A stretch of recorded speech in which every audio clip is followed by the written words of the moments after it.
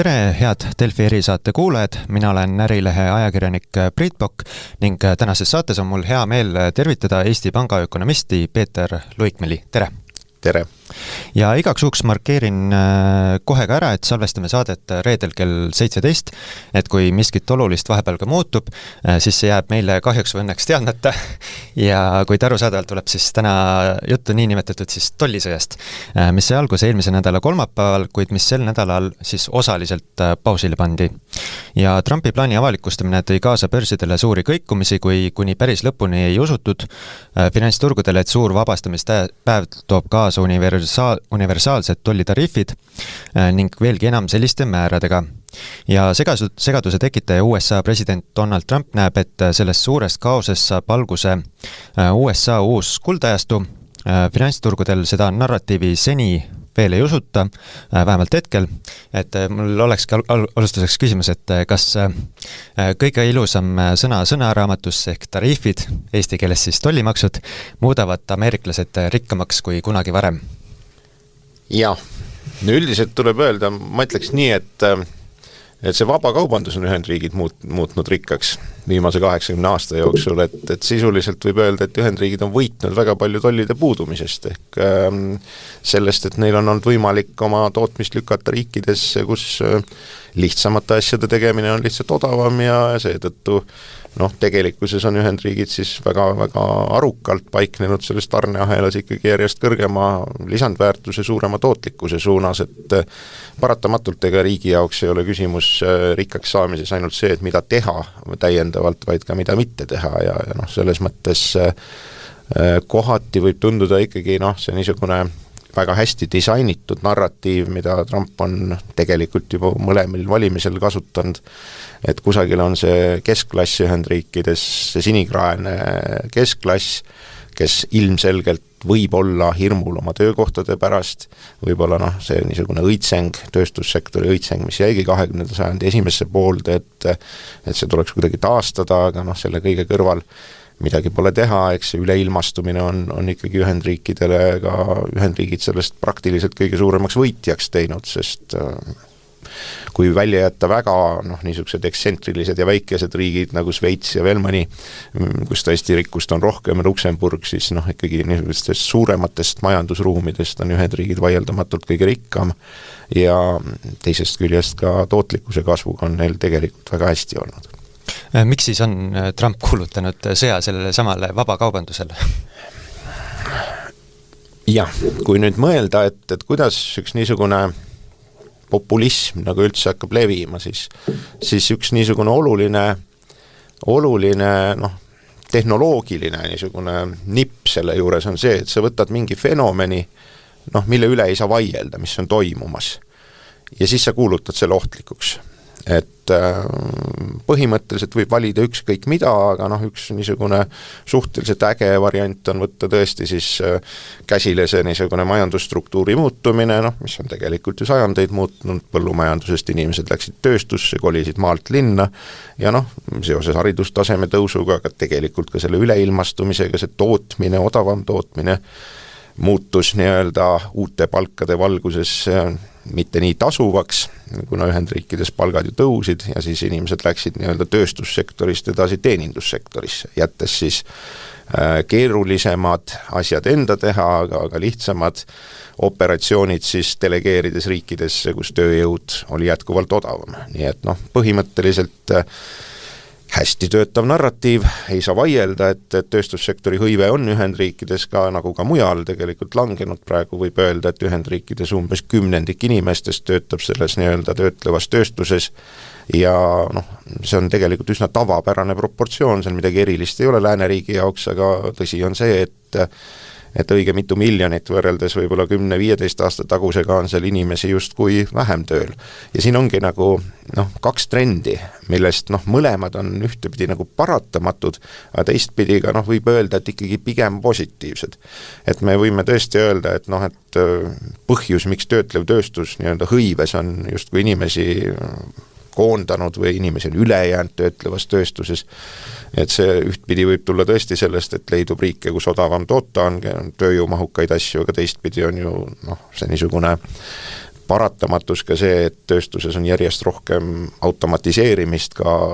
21. sajandi mõttes võrreldes 20. sajandiga ja isegi need operatsioonid, mida täna ju jätkuvalt tehakse rikastes riikides, neid lihtsalt ei tee inimesed, nii et ühtpidi progressi üle ei saa vaielda, see on toimunud. Nüüd tuleb leida süüdlased või ohverid selles progressis ja kui see narratiiv sellele üles ehitada, siis ta teatud elektoraadis töötab. Nüüd Trumpi poolt vaieldamatult ei hääleta mitte ainult nii-öelda töötleva tööstuse töötajate hulk, vaid ma arvan, et see hirm on nagu üldisem. Et tegelikult meil on veel teisi vaenlasi, mis võivad hakata meie eest tööd tegema, et see ei ole sugugi mitte ainult usin Aasia elanikkond või masinad või robotid, vaid tegelikult ka tehisintellekt, nii et ma ei tea, ma ei julge prognoosida, aga tõenäoliselt järgmine kord populistid leiutavad ka sellise fenomeni, mis tõesti on toimunud, et võib-olla üsna palju ka niisugused valgekraede töid on hakanud järjest rohkem tehisintellekt enda peale võtma ja selle peale võib optimeerida peaaegu et järgmise kampaania, kus siis tänavatele tulevad juba natukene kõrgema võib-olla haridustasemega, aga teistpidi ka natuke rikkamad võib-olla inimesed. Teistpidi hüpoteetiliselt, milline võiks olla siis USA jaoks see kõige positiivsem stsenaarium ja Trumpi jaoks, et kas õnnestub tehaseid tagasi tuua ja nii edasi, või mis see tulem võiks olla? Mina ütleks nii, et Trump on ilmselgelt näidanud maailmale üsna vulgaarselt, aga siiski üsna tõhusalt, et Ühendriikidel on jõudu sundida teisi riike käituma nende soovide kohaselt. Nüüd, võib-olla see tuleb nagu niisugusest sõnumi lihtsuse huvidest, aga see tolli teema, see niisugune nii-öelda tööjõu varastamine või töö ärategemine Ühendriikide eest on justkui olnud läbiv narratiiv, aga ilmselgelt selleks, et Ühendriigid oma kaubandusdefitsiidi ehk siis kaupade puudujäägi, kui nad seda ise hakkaksid tegema, et siis neil oleks vaja umbes teist sama palju inimesi töötlevasse tööstusse, kui neil täna on, et see väliskaubandusdefitsiit on lihtsalt nii suur, et selleks oleks siis ütleme kuskil 17–20 miljonit inimest Ühendriikidesse juurde vaja, mis jälle läheb vastuollu Trumpi immigratsioonipoliitikaga ja teistpidi, kui nüüd muudes sektorites seda niisugust nagu tootlikkuse kasvu mingil määral ikkagi tekitanud spetsialiseerumist teenindussektorile tööstusest, kui seda hakati tagasi pöörama, siis see peaks leidma inimesed, kes oleks nõus odavama raha eest siis nii-öelda, kui teenindussektoris odavama raha eest tööstuses töötama, see ei tööta. Ja nüüd tegelikult ei ole see Trumpi kampaania kunagi ka väga selgelt öelnud, mitut miljonit töökohta siis nii-öelda tahetakse Ühendriikidesse tagasi. Et senaatorid on muidugi, need pigem siis demokraadid, on üsna selgelt hakanud küsima Ühendriikide ametnikelt täiesti avalikult, et öelge, mis see piir on, et missugust tööpuuduse määra te tahaksite näha, et saaksite aru, et te teete asja valesti. Teistpidi võib ka öelda, et mis siis see oleks see õigeks osutuva poliitika kriteerium. Neid numbreid targu ei mainita. Ja nüüd, mida selgemaks muutub, võib-olla ma liialdan, aga võib-olla isegi vanahärrale see, et tegelikult ikka, ütleme, see lihtne narratiiv võib töötada hästi nii-öelda rahva mobiliseerimisel, aga paraku mitte nii hästi nagu reaalsuses. Siis tulevad tasapisi esile need teemad, mis tegelikult ühendavad nii vabariiklasi kui ka demokraate Ühendriikides ja võib öelda, et isegi kõiki teisi. Ma isegi kergelt liialdatult ütleks, et need on läänelikud väärtused. Ehk siis, kui sa ei suuda kvantitatiivselt, ütleme, näidata progressi, aga sul on ilmselt vaja ütelda, et sa võitsid kaubandusse ja võib-olla isegi enne, kui see algas, siis tulevad appi kvalitatiivsed kriteeriumid, mida tegelikult vabariiklaste ametnikud siin-seal on juba niimoodi natukene maininud, et ütleme, rohepööre ei ole see, mis kõnetaks täna Trumpi, aga süsiniku mahukust on juba mainitud. Ehk siis, kui sundida Hiinat mitte tegema, vaid lubama, et võib-olla see tootmine seal on vähem süsinikumahukas, võib-olla see elu seal ei paiska nii-öelda ookeani nii palju mikroplasti, võib-olla tööjõudu koheldakse ka vaestes riikides edaspidi pisut paremini, sest härra niimoodi nõudis lõppkokkuvõttes. Siis esiteks need on, ütleme, natuke pikema vinnaga ja nad on kvalitatiivsed, raskesti mõõdetavad asjad, mille puhul esialgu piirdub lubadusest. ja vot see on see niisugune ütleme, see võiks olla kaubandussõja õnnelik lõpp, kui me suudaksime siis Hiina nii-öelda sundida tegema asju, mida ta tegelikult seoses sissetulekute tõusuga ilmselt siin järgneva 10 jooksul järjest rohkem peab nagunii arvestama, ühtepidi siis natuke keskkonna koormust vähendama, teistpidi siis ka töötajate heaolu eest natukene hoolitsema rohkem, kogu see saaste teema ja on muidugi intellektuaalomandi õigused. Et ma arvan, et see niisugune väljapääs sellest olukorrast, kuhu niisugune tollidega lahmimine nii Ühendriikide poolt kui ka siis partnerite poolt on viinud, et sellel ongi võib-olla see niisugune ühine väljund võib-olla see, et me hakkame keskenduma mitte tollilistele kokkulepetele või piirangutele, kuidas seda öelda, vaid mitte maksulistele. Ja need niisugused kvalitatiivsed kriteeriumid tegelikult kõnetavad ka rohkem Ühendriikide kõrgtehnoloogilisi ettevõtteid. Sest tegelikult nemad ei taha, et töötajad läheksid tööstusesse. Neil on vaja tegelikult üsna selget,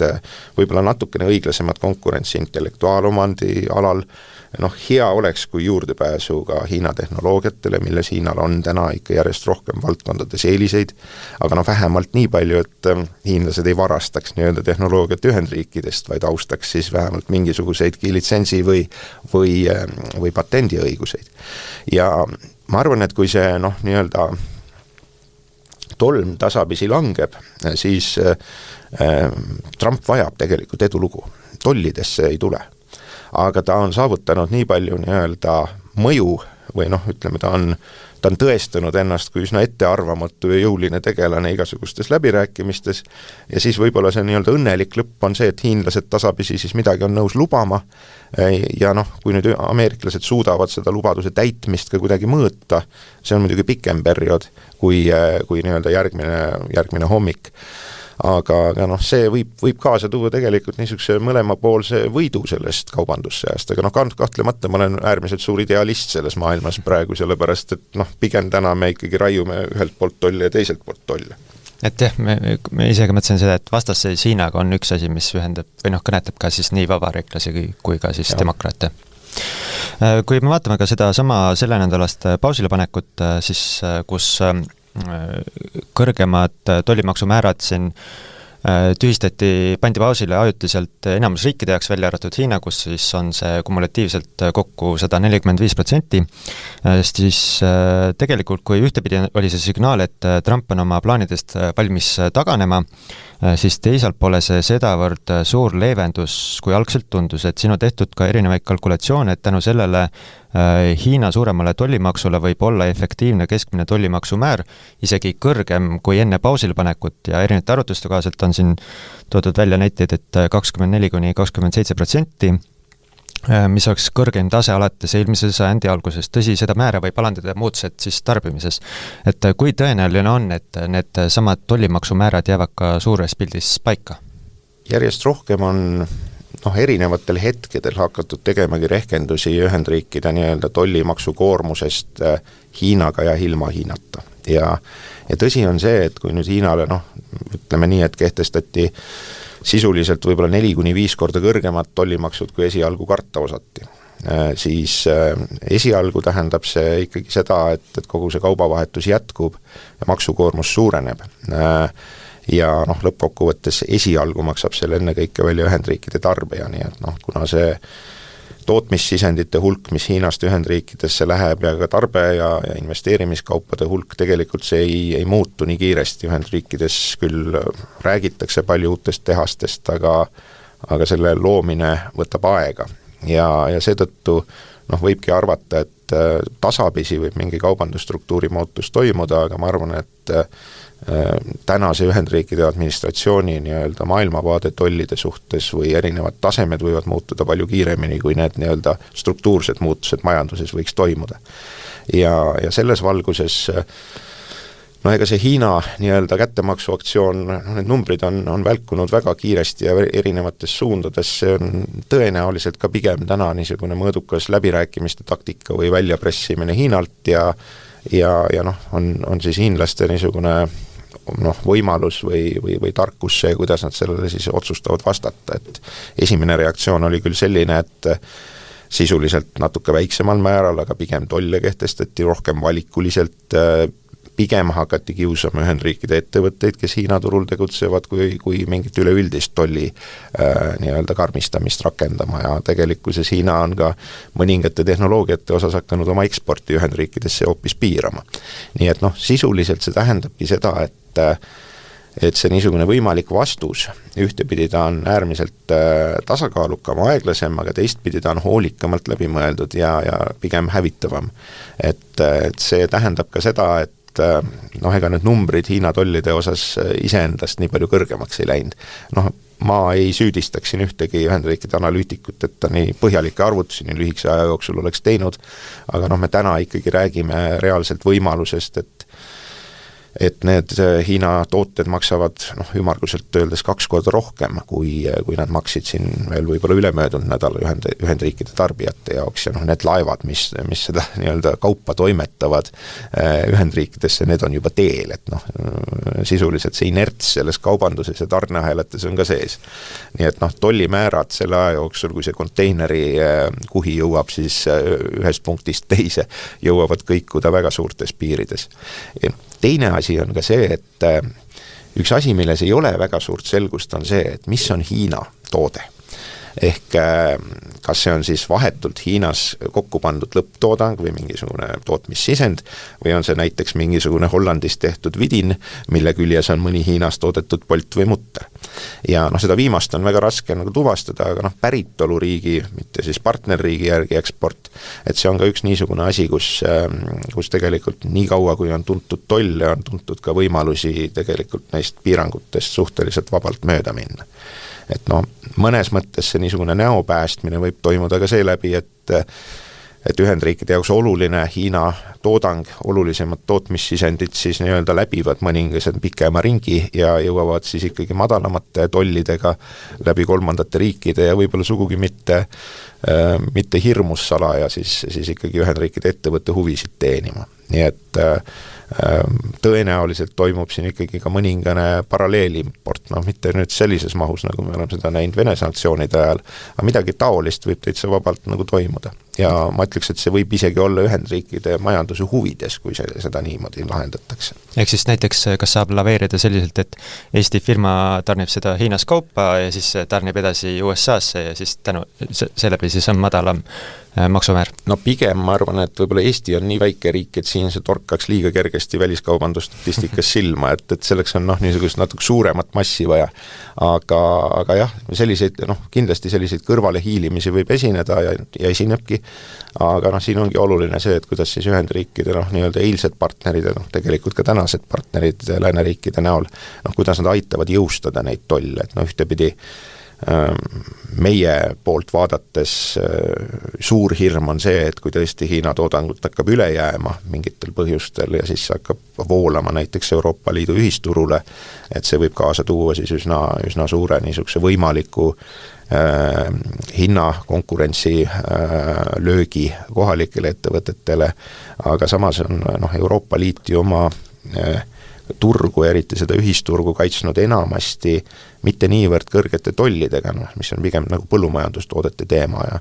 vaid pigem niisuguste regulatsioonidega, ehk siis tegelikkuses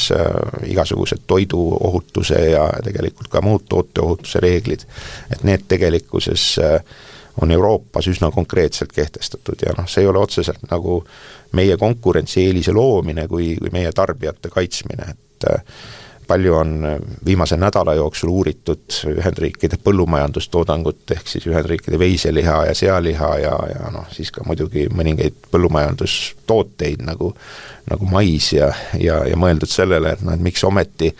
Ühendriikidel nii raske on seda kõike siis Euroopale müüa. Raske on ta sellepärast, et me oleme kehtestanud lihtsalt teatud piirangud, ma ei usu, et ilmtingimata just Ühendriikidele mõeldes, et me tõesti ei luba karjakasvatuses kasutada nii palju igasuguseid ravimeid ja antibiootikume, me ei luba taimekasvatuses nii palju pestitsiide kasutada, kui Ühendriigid seda täna teinud on, nende põllumajanduse tootlikkuse mudel on lihtsalt pisut teistsugune. ja noh, see ongi valikute küsimus. Ehk põhjus, miks Ühendriigid ei ole nagu tulnud kaasa nende noh, ütleme euroopalike nagu nõuetega on puhtalt see, et nende põllumajandustoodangul on turge ka siseriiklikult ja ka mujal riikides.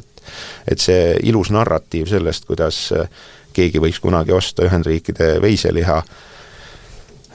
hiinlased hakkasid seda ostma kusjuures, aga nüüd viimasel kuul vist see suur tollisõda veel enne, kui maksud jõudsid rakenduda, siis tegelikult veiseliha tarbimine ja veiseliha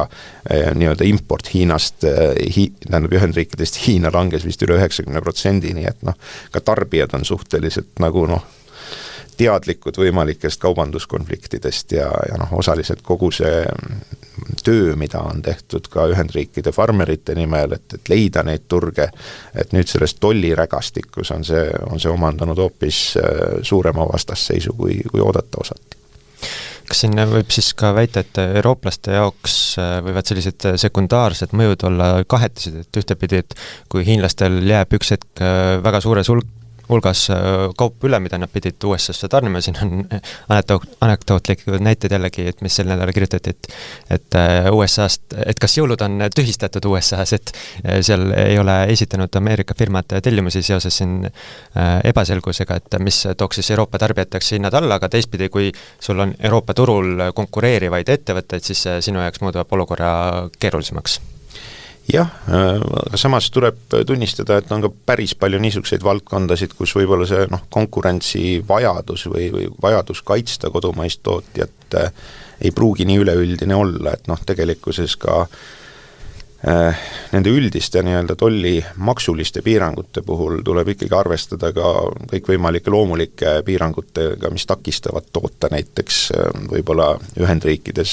kohvi juba nii suures mahus, kui seda saab importida soodsalt või no Eesti puhul noh, on palju näiteid, noh, et ütleme, et kui me oleksime eraldi väike riik ja kehtestaksime banaanidele meeletult suure kaitsetolli, noh, tõenäoliselt mõnes botaanikaaias neid paar tükki suudetaks kasvatada, aga noh, põhimõtteliselt see ei tekitaks mingisugust muutust meie banaanikasvatuses nii-öelda.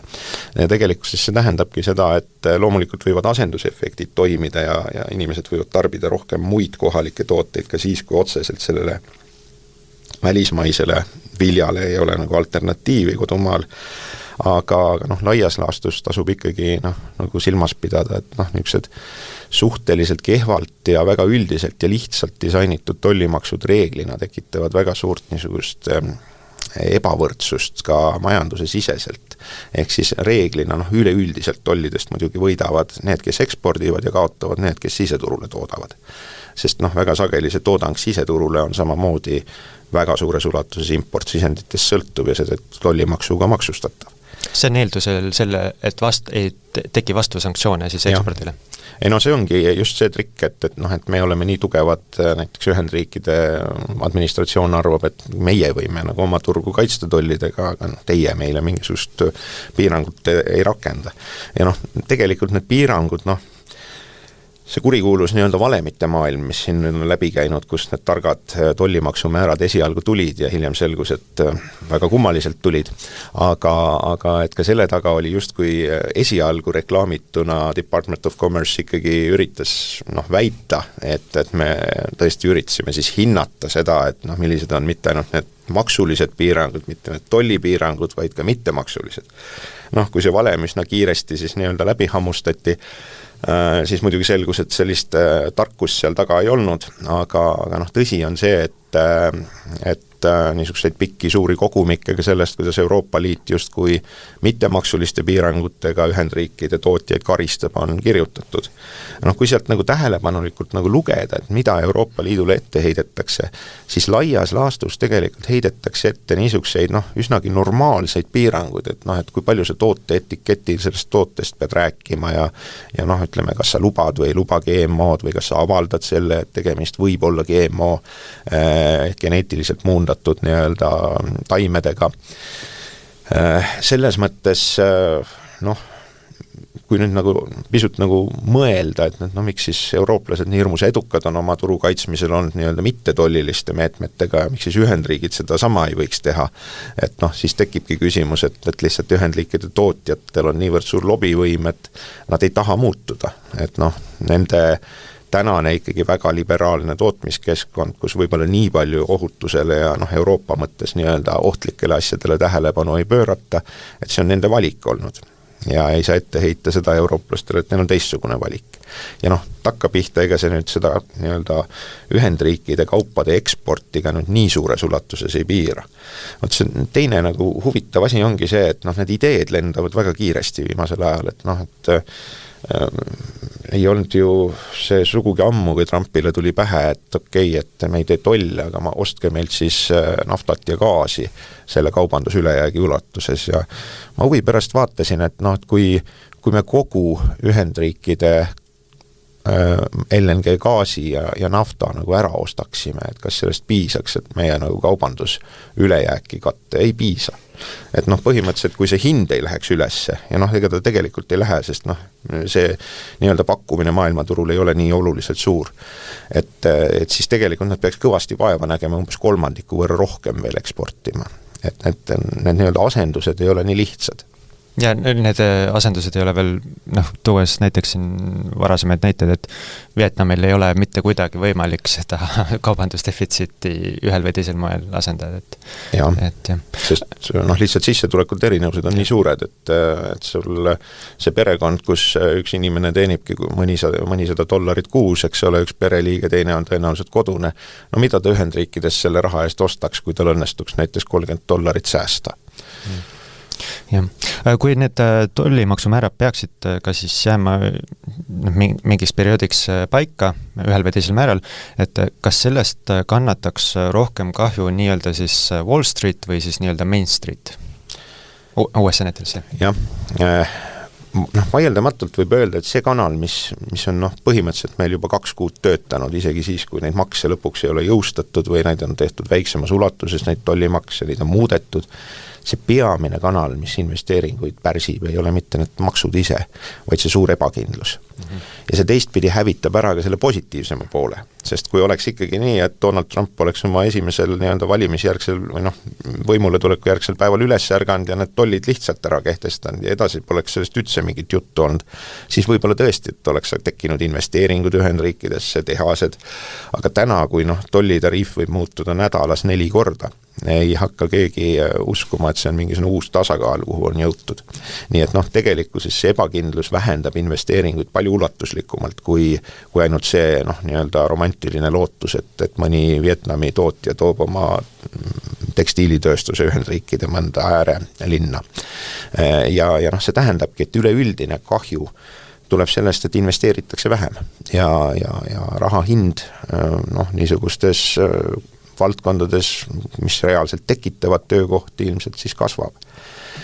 Sest riskid on kõrgemad ja sõltumata sellest, mis baasintressiga juhtub.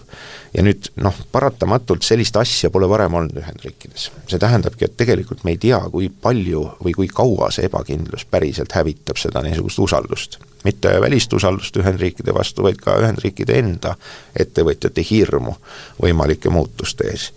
Sest ettevõtjad on kaunis arukad inimesed, et ega nemad seda ilusat narratiivi üldiselt ei usu, et nad on kohati muidugi rahastanud Trumpi kampaaniaid ja osaliselt võib-olla osalenud selles disainis, et milline see uus maailm võiks välja näha, aga vaieldamatult see ilmselt ei olnud ka rahastajate unistus, et tolliväljavaated muutuvad nii tihti ja ka kõigi võimalike importsisendite nii-öelda ühtlane maksutõus tekitaks siis mingi suurema õitsengu. Tavaliselt kaubandusläbirääkimised kestavad 2-4 aastat riikide vahel ja tegelikult ka Donald Trump ju tegi maailma parima diili oma eelmise ametiaja jooksul Kanadaga näiteks. Ja hiljem ta viitas sellele kui mingi selle täielikule ebaõnnestumisele järgmises ametiajast oli ära unustanud, et ta ise selle allkirjastas. Et ka täna tegelikult need vabakaubandussuhted muidugi kehtivad teatud määral edasi. Ehk siis selles suures segaduses on välja tulnud, et ikkagi see Ühendriikide administratsiooni visioon on see, et ka see nii-öelda ajutine 10% tollimaks kehtib pigem nendele toodetele, mis ei ole nagu nii-öelda maksust välistatud vabakaubandusleppega. Ma arvan, et esimestel päevadel nad sellele nii ei mõelnud. aga noh, nüüd otsitakse ka ikkagi võimalusi, kuidas seda mingil määral seda endist nii-öelda struktuuri taastada või siis läbi rääkida isegi võib-olla pisut laiemate vabakaubandussuhete üle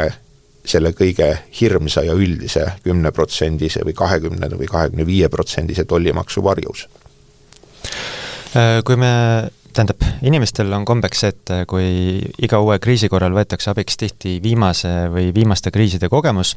ning selle põhjal järeldatakse, et mis võiks hakata juhtuma,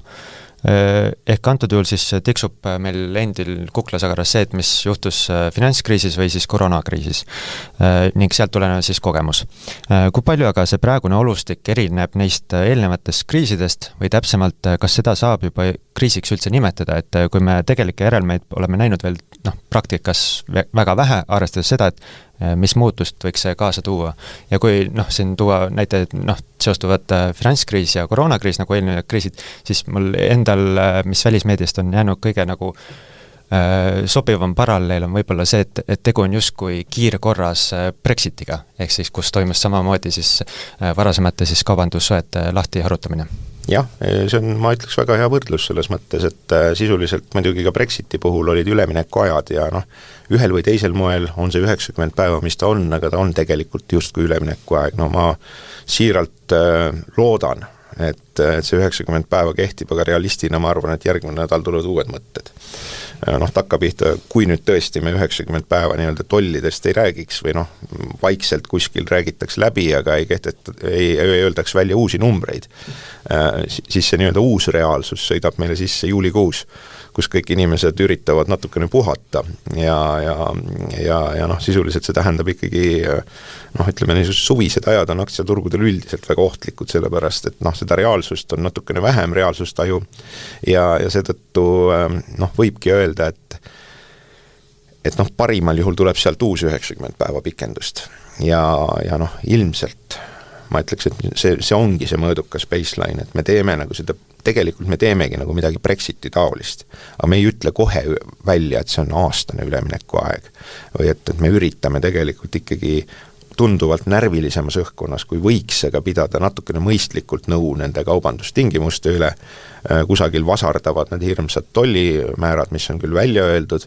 aga lõppkokkuvõttes see ei pruugi olla nende läbirääkimiste lõpptulemus, et see on lihtsalt niisugune vahepealne. Nii et nüüd hakkab ju tegelikult reaalselt peale see kaubandusläbirääkimine ja kui päriselt ja nii-öelda kainelt läbi rääkida, siis ilmselt lääneriikidel on rohkem ühist, kui see praegu paistab nendes kõikvõimalikes väärtustes ja tegelikult ühendab lääneriiki soov natukene nii-öelda jabur sõnaga nügida seda Aasiat ja odavamat tootmispiirkonda järgima neid läänelikke standardeid. See kindlasti ei toimu üleöö, aga kui nüüd tollimaksud on see piits, mille abil me üritame siis neid juhtida, siis mõnes mõttes see präänik on see, et tegelikult ka need madala tööjõukuluga Aasia riigid võivad sellest lõppkokkuvõttes võita, et nad natukene nii-öelda vähem keskkonna saastamalt toodavad ja toimetavad pisut samas nii-öelda reeglite ruumis nagu läänemaailm, sest odava tööjõu eelis jääb neil sellele vaatamata alles, et me räägime siin ikkagi võib-olla sellest tootmiskuludest pluss-miinus 10-15%, mis väga selgelt on tunduvalt väiksem kulu muutumiseks kui need võimalikud hirmsad tollimäärad.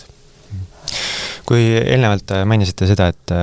USA-l on siis teatav selline tulenevalt oma suurusest ja tähtsusest maailma majanduses väga selge jõulg ja nad loodavad seda ära kasutada,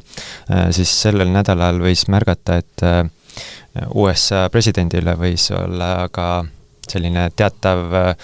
kontroll võlakirjaturul, ehk siis seal tingitud närvilisusest, et kui suurt rolli mängis see, mis toimus võlakirjaturul, USA riigivõlaga siis seoses selles, et Trump taganes oma eelnevast plaanist? Ma arvan, et see roll oli tegelikult suurem, kui me keskmiselt oskame arvata, sest Ühendriikide riigivõlg on olnud nii-öelda globaalne reservvaluuta, sisuliselt dollarit on kasutatud globaalse reservvaluutana, täna on umbes 60% välisreservidest on dollaris, 25 aastat tagasi oli umbes 7-80% isegi. Et väikene langustrend selles nii-öelda dollari huvis on toimunud, euro on seal oma 20%-ga ja muud valuutad on teist sama palju. Dollari nii-öelda tähtsus maailmas, ta ei kasva, ta oluliselt ka ei kahane, aga ta on tegelikult õige pisut ikkagi hakanud langema. See tähendab, et täna on ikkagi niisugusel ettevaatlikul investoril juba ka valida, et kas ta siis nüüd eelistab niisugust ameerikalikku tormakust ja paigutab oma raha dollarisse või ta pigem nii-öelda eelistab sellist, ütleme, euroopalikku aeglast stabiilsust ja paigutab oma raha näiteks euroinstrumentidesse ja tegelikkuses ka Euroopas me oleme ju tegelikult nüüd juba mõnda aega loobunud igasugustest keskpanga poolsetest varaostudest, ehk siis kui me alguses lõpetasime varade juurdeostmisega, nii-öelda aeguvaid võlakirju Euroopa Keskpank ikkagi asendas uutega, siis täna hakkab Euroopa Keskpanga bilansimaht vähenema, aga see hirm, mis võib-olla mõnel alguses oli, et need järele jäänud võlakirjad, et neil ei leiduks turult ostjaid, et see ei realiseerunud sugugi. Ja tegelikkuses on ikkagi tasapisi näha, et mitteresidentide huvi eurovõlakirjade vastu on tasapisi taastumas, nii avaliku sektori, erasektori kui ka finantssektori omade vastu. Ja mõnes mõttes paremat kampaaniat eurole ei saagi teha, kui mõnevõrra ebastabiilsem dollar. Aga olles seda öelnud, loomulikult need intressimäärad, ka dollari, ütleme sisuliselt 10-aastase riigivõlakirja niisugune keskmine intressimäär, mis võib-olla tõesti hüppas sealt 4,5% peale siin viimase nädala jooksul. See muutus tavaolukorras oleks muidugi erakordselt suur, samas see tase, oli juba siin võib-olla veebruarikuus korraks midagi taolist, nii et see kõikumine on olnud kindlasti suurem kui on mõistlik. See tähendab, et kõik võlakirjafondid, kes arvutavad oma riski, võtavad paratamatult selle riskihinnangutesse sisse, see tähendab, et see tootlus ei ole enam nii atraktiivne. Ja Ühendriikide üheks suureks teemaks, mis ühendab tegelikult mõlemat leeri, on ikkagi see riigivõlg. Et riigivõla kasv on enne kõike mureks, see suur Ühendriikide eelarve defitsiit, mis osaliselt toidab ka seda majanduskasvu, et sellele on paratamatult mingisugust lahendust vaja. Senine lahendus ongi olnud väga triviaalne. Ehk siis me ekspordime dollarit ja selle eest me võime kaupu ja teenuseid vastu osta maailmast nii palju, kui soovitakse osta meie dollarit. Ehk siis Ühendriikide põhiline ekspordiartikkel on täna ikkagi reservvaluuta. Ja nii on ta olnud ju 44. aastast peale, kui Bretton Woodsi süsteem alustas ja Euroopa riigid olid nii nõrgad, et ükski teine ei suutnud enda valuuta kullakatet luua ja siis dollaril oli see ühendus olemas 10-15 aastat veel pärast seda. Aga nüüd tekibki see olukord, kus ühtepidi võib-olla tekib valikuvõimalusi ja mis on Ühendriikide nii-öelda majanduse, võib öelda see tugevus on tõesti see dollari nii-öelda ekspordiartikkel, aga see dollar on tõesti natukene ära tapnud võib-olla ka mõningaid niisuguseid tööstussektori harusid, mida Ühendriigid võib-olla sooviks strateegilistel kaalutlustel endale jätta, et üks on näiteks uraani rikastamine, et ei ole väga palju mainitud, aga tegelikult Ühendriikidel on ka Venemaalt ostmisel on suur nii-öelda kaubandusdefitsiit, mis tulenebki valdavalt sellest, et Venemaa ekspordib Ühendriikidesse jätkuvalt siis rikastatud uraani, mingil määral väärtuslikke värvilisi metalle ja siis ka väetiseid. Ja need tegelikult ei ole eraldi võttes, ei ole nad sugugi, Vene nii-öelda tootja ei ole sugugi ainus pakkuja. Ehk siis Rosatomile on ka Euroopas alternatiiv, et Ühendriigid täna suudavad oma uraanist toota 4% ise, 4% tuleb Venemaalt ja pool siis tuleb Euroopa riikidest, peamiselt Saksamaalt ja Prantsusmaalt, aga kuna need standardid ja süsteemid on nii palju erinevad, siis üleminek tõenäoliselt võtab aega ja see tähendabki seda, et nüüd, kus võib-olla see strateegiline autonoomia on kerkinud esile ja kui vanasti üleilmastumise vastu võitlesid hipid kuskil tänaval, siis täna on ikkagi tähtsa näoga ministrid ja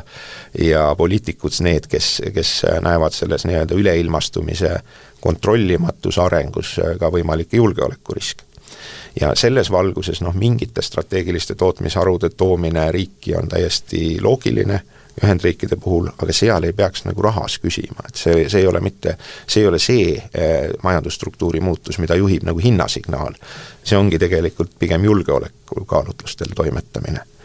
Ja noh, selles valguses ma ütleks küll, et Ühendriikidel on läinud suhteliselt ütleme, et enne nende tollide kehtestamist ju kogu see niisugune tüvitekst oli ka varasemates administratsioonides see, et me natuke rohkem kulutame raha siis nendele valdkondadele ja suuname neid ilma tollideta. Kõik need kiibid ja kõik võimalikud strateegilised arud, ka haruldased muldmetallid, et nendest saab ka rahulikult toimetada. Trump muidugi leidis kiire lahenduse, et ostame Gröönimaa ära. Alaska oli Ühendriikide jaoks omal ajal väga hea diil. Kui ma õigesti mäletan, siis see maksis umbes $7 miljonit ja niisuguse hinnaga ta pärast mitmeaastaseid Venemaa poolseid pakkumisi lõpuks ära osteti. 10 aastat hiljem saadi aru, et seal on ka kulda. Et piltlikult öeldes niisugune koloniaal stiil võib ka toimida, aga pigem ma arvan, et see mis päriselt toimib, on nende lääneriikide sees nende liitlaste leidmine ja koostöö natukene kitsamas, rikkamate riikide ringis, kus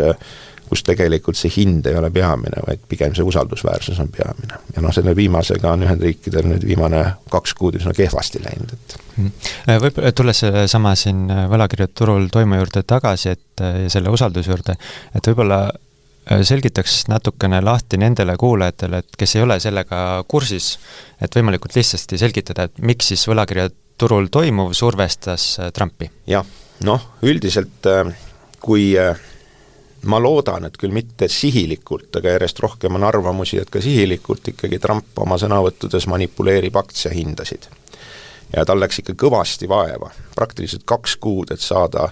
Ühendriikide aktsiaturu volatiilsus nii kõrgeks, kui ta oli pandeemia ajal. Põhimõtteliselt võib öelda, et möödunud nädala lõpus, selle nädala alguses nüüd see õnnestus alles. Ja mis juhtub tavaliselt, kui inimesed hakkavad aktsiariski kartma, on see, et nad tormavad ja paigutavad oma raha turvalisse riigi võlakirja. Ja jällegi, ma ei väida sugugi, et see oleks olnud nüüd Trumpi plaan, aga kui sa aktsiaturud alla räägid, siis tegelikult sa soovid võlakirja hindasid üles rääkida. Ja see efekt mõnikord toimib, see on see tung kvaliteedile, et ma ei julge enam võtta aktsiariski, ma ostan seda turvalist riigivõlakirja. Tundub, et seekord see nii ei läinud, sest langesid ka riigivõlakirjade hinnad, ehk siis tõusid intressimäärad. Ja see oli tegelikult väga ebameeldiv signaal, millega tegelikult võlakirjaturud andsid märku, et andke andeks Ühendriikide poliitikud, aga Ühendriikide võlakiri ei ole sugugi enam nii turvaline vara, nagu te ise seda arvate olevat. Meie arust need riskid on täna ikkagi palju suuremad. Me ei tea, mis te järgmisena teete ja sellepärast me võime küll seda raha paigutada riigivõlakirjadesse, aga mitte ilmtingimata Ühendriikide omadesse. See on viis, kuidas umbusaldada siis USA presidenti ja see on näiteks, et antud juhul algselt räägiti küll, et spekuleeriti, et kas oli tegu hiinlastega, kes nemad tekitasid selle müügilaine, aga hiljem on viidatud, et see on pigem Jaapan, kes on ka väga suur siis USA riigivõla omanik. Need, kellel on palju reserve, dollarireserve, need saavad tegelikult niisuguseid operatsioone teha, kui neil on huvi. Nad siiani ei ole, ütleme, et suure dollari reservi otsas istuval Aasial ei ole tegelikult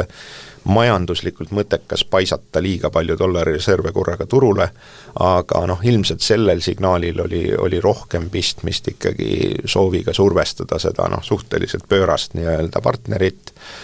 kes veel viimased 80 aastat tagasi on olnud tegelikult üks stabiilsemaid partnereid ja usaldusväärsemaid, nii et ühest küljest võiks öelda, et Trump ka ise jällegi, kas ta lavastas või tuli ta see kogemata, aga ka see niisugune aktsiaindeksite tõusu ette kuulutamine sotsiaalmeedias, et nüüd hakkab liikuma enne, kui ta oma selle tollide tühistamise sõnavõtuga välja tuli. Ja kui hoolikalt kuulata, siis tegelikult ka mõned Trumpi liitlased mainisid viimastel päevadel enne seda tollide tühistamist, et ärge aktsiaindeksite pärast muretsege. Et see lühiajaline jõnks üles oli justkui nende poolt manipuleeritud, aga paraku see ei kestnud eriti kaua ja on loogiline, et niisuguste lühikeste üles-alla liikumiste pealt see, kellel on infoeelis, saab ka teenida. Täna ei ole teada, noh, ütleme börsiettevõtte juht oleks vangis, kui ta turuga manipuleerib. Ühendriikide president ei ole seda varem teinud ja seetõttu me ka tegelikult ei tea, mis on see, kas siis turgude või valijate poolne hinnang sellele tegevusele, sest tegelikult ta on oma sõnavõttudes loomulikult ja otsustes väga vaba inimene, et jah, siin George Bushi eetikanõunik siin kommenteeris seda, et kui keegi oleks siis Bushi aegses administratsioonis sarnase asja ette võtnud, siis ta oleks saanud kinga. Aga kui rääkida sellest samast usalduskriisist veel teises võtmes, et mis ka juba tegelikult eelnevas oli mainitud, on see sama küsimus, et mis toimub valuutaturgudel, et ma ise ka imestasin, et on küll nähtud uudistes, et dollar on odavnenud, aga nüüd, kui ma vaatasin enne saadet üle, et kui aasta alguses lähenes dollar sisuliselt pariteedile euroga, ehk 1 euros sai natukene üle dollarit 1,02, siis nüüd saab 1 euro just juba $1,14 ning siin viimastel päevadel on just liikumine eriti terav olnud ja eriti on näiteks dollari suhtes kallinenud näiteks Šveitsi frank, mida siis, ja siis selle juures olekski küsimus, et mida tasuks järeldada nendest samadest liikumistest? Lühiajalistes valuutakursside liikumistes on nii palju erinevaid mõjureid sees, et tegelikult nad ongi üsna juhuslikud, aga omaette kõnekas on tõesti see, et dollari ja eurokurss ja dollari ja üldiselt enamike läänevaluutade kursid on olnud üsna stabiilsed. Ehk siis seda niisugust tavapärast, kas siis intressi erinevustest tingitud kursiliikumist või isegi suurematest makrouudistest tingitud kursikõikumisi on tegelikult olnud vähe ja sageli see kurss ei liigu selles suunas, mida see uudis võiks nagu viidata. Aga tõsi on see, et Ühendriigid oma kaubandusdefitsiidis saaksid lahti, kui nad seda sooviksid ka dollari kursi nii-öelda devalveerumise teel. Et jällegi ka Trumpi tagatubades on ju täiesti eraldi seltskond, kes usubki, et Ühendriigid on kõige rohkem kannatanud sellepärast, et kogu maailm nende dollarit tahab kasutada. Ja seetõttu on neil meeletult suur kaubandusdefitsiit, seetõttu nende tööstus on kolinud Aasiasse ja see kõik ongi, süüdi on dollar. Ja mis saab olla lihtsam, kui siis dollar rääkida odavamaks. Tegelikult kui meenutada, siis finantskriisi ajal oli ka niisugune periood, kus me saime põhimõtteliselt 1 euro eest $1,6 ja samas on olnud ka hetki, kus me oleme saanud 0,8. Et see kõikumispiir on pealtnäha olnud üsna suur, aga ta ei korreleeru sugugi selle Ühendriikide kaubandusdefitsiidiga, sest see niisugune lihtne lugu, mida võiks väikeriikide puhul arvata, et kui nüüd dollari kurss odavneb, et siis see soodustab kõvasti Ühendriikide ettevõtete ekspordivõimalusi, et siis ta peaks olema nagu püsivalt madal. Aga me oleme ikkagi näinud selle pariteedi ümber kõikumist ja viimasel ajal on ta olnud seal pigem 1,0, 1,2 seal vahemikus. Ja see tähendabki seda, et vähemalt teadlikult ei ole Ühendriikide administratsioon ega keskpank kindlasti seda kurssi üritanud nagu odavamaks muuta. Ja ilmselt see põhjus on ka ilmne, et ikkagi vahetuskursi nõrgenemine tooks Ühendriikides kaasa märkimisväärse impordihindade kasvu veel enne, kui tollid seda kõike tõstma hakkavad, neid hindasid. Ameerika investor Howard Marks, investeerimisfirma Oaktree Capitali asutaja, avaldas hiljuti ühe huvitava memo pealkirjaga, et keegi ei tea mitte midagi jälle. Soovitan lugeda seda, ta on sama pealkirjaga esseesid avaldunud mitu korda, esimest korda 2008. aastal, 4 päeva pärast Lehman Brothersi kokkukukkumist ning teist korda ka siis 2020. aasta märtsis pandeemia alguses ning kus ta nüüd siis 3. korda tõdeb, et ega tegelikult keegi ei tea, mis saama hakkab, me purjetame siis teadmata vetes. Me võime küll hinnata erinevate stsenaariumite põhjal tõenäosust, kuid väga suur tõenäosus on selle juures eksida, eriti arvestades, et nendel mastaapsetel otsustel on sekundaarsed tagajärjed, mis võivad vallandada veel 3. järgu efekte omakorda. Ja tuues siin ise võib-olla ühe näite, et tollisõda võib tekitada mõnes siis USA kaubandusest tugevalt sõltuvas väikeriigis, näiteks Lesotho, mis on algselt oleks pidanud saama 50% tollimaksu, poliitilist ebastabiilsust, mis võib vallandada siis omakorda uut laadi kriise. Ja ning veel utreerides ja provotseerides ise, me ei tea, kas see toob kaasa näiteks siin Venemaa kokkukukkumise tänu naftahinna langusele, eks siin ole pärast toos ka siis soovmõtlemist, ei tea, kas Hiina suudab üle elada sedavõrd mastaapse kaubandus seda USA-ga, arvestades, et viimased aastad pole Hiina jaoks olnud kuigivõrd lihtsate killast ning ega ei tea ka, mis kaos see tekitab USA-s endas. Või siis ega ei tea, et ka seda, et need protsessid võivad liikuda siin hoopis täiesti teistsuguses suunas.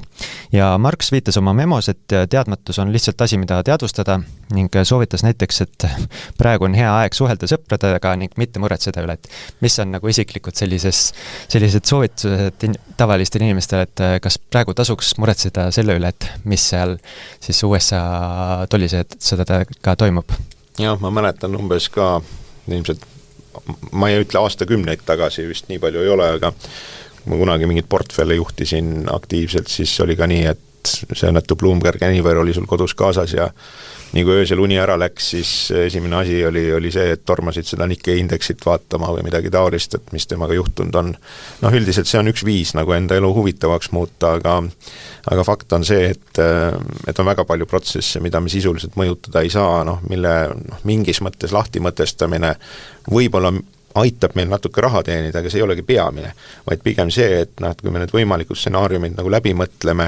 ja leiame mingi loogikaga võimalikes nii-öelda positiivsetes lahenduste võimalikkuses, et see aitab meil tegelikult selle turbulentsiga paremini toime tulla. Ja tõsi on see, et